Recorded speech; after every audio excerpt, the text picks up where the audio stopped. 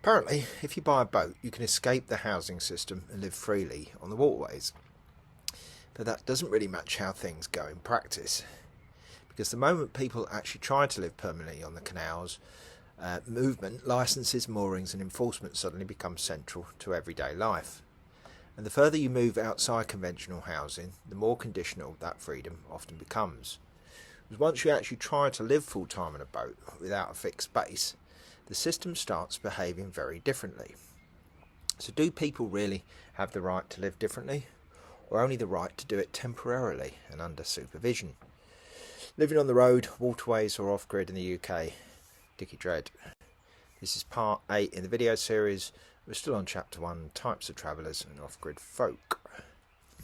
And today we will meet the boat dwellers and waterway living. Living on the water is often imagined as freedom in its purest form. Slow movement, open space, life untethered from roads and property lines. In reality, it's no less regulated than life on the land, and in some ways more tightly controlled.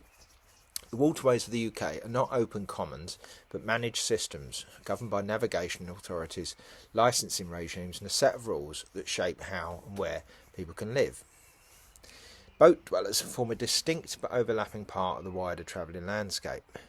Some come from traditional boating families linked historically to working vessels that once carried goods across the canal network.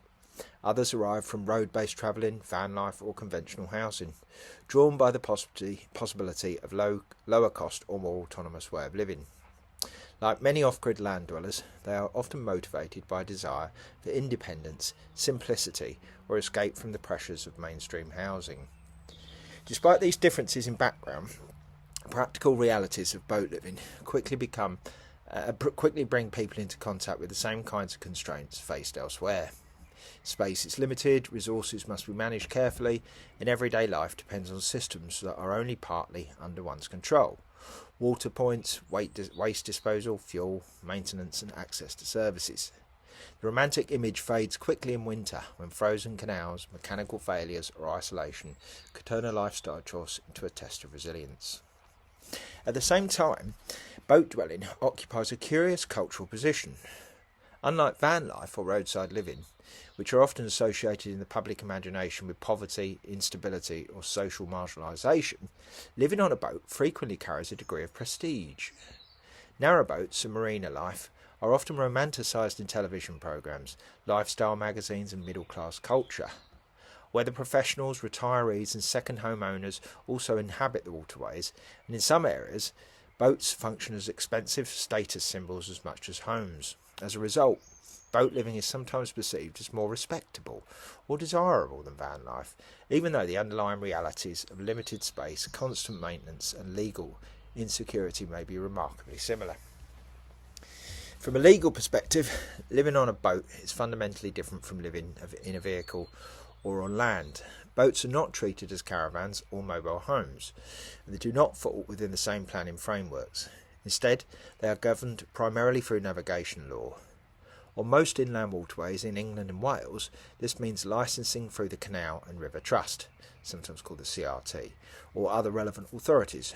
To keep a boat on these waterways, it must be licensed, insured and maintained in a condition suitable for navigation, and we'll cover that in chapter 2. One of the most important distinctions in between boats with a permanent mooring and those without.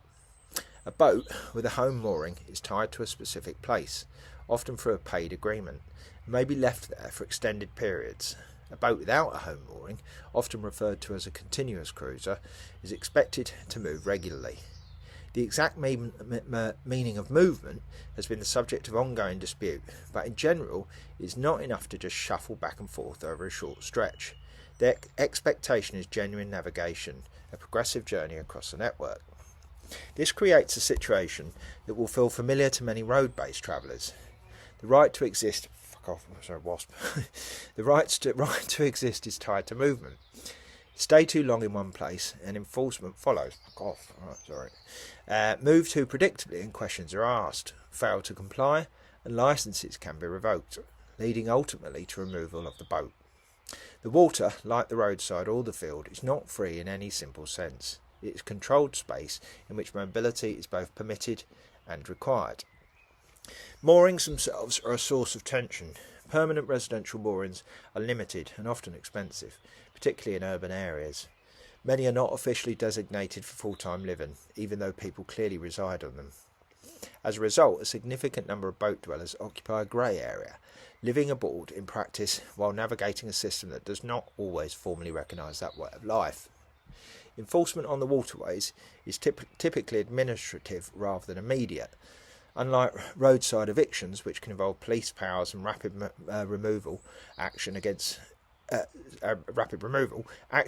boat dwellers often takes the form of notices, warnings and legal processes that unfold over time. However, the end result can be just as serious. Loss of a licence can mean loss of a home.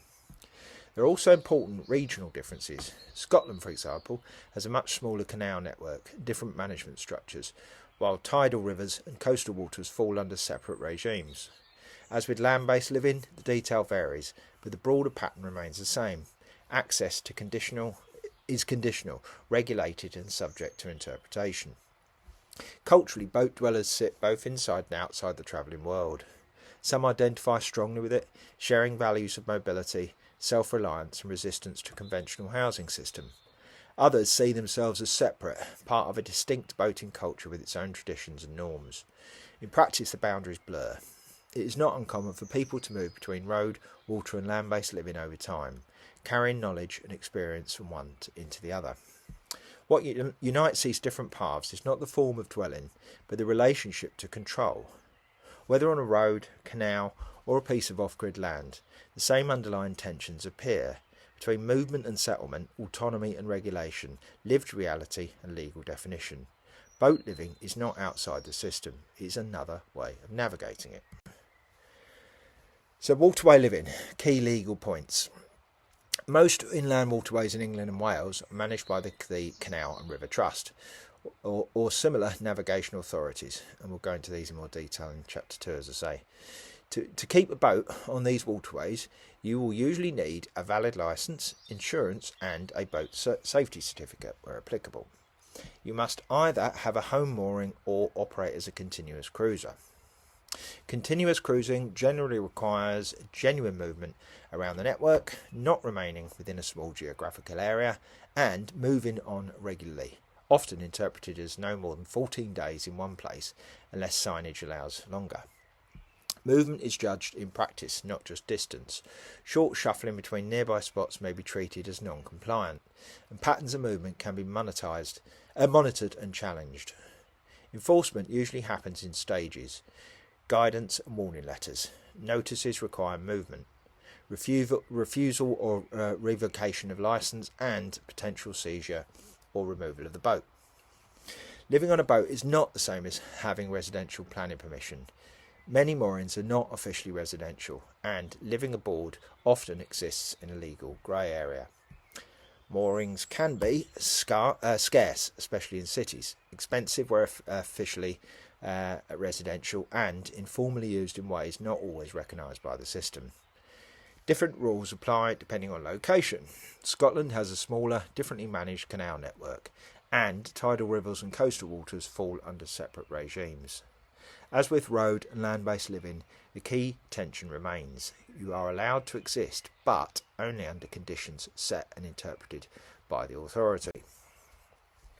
So legal basis is primarily derived from the British Waterways Act 1995, associated navigation bylaws and enforcement practices of the Canal and River Trust and other navigation authorities.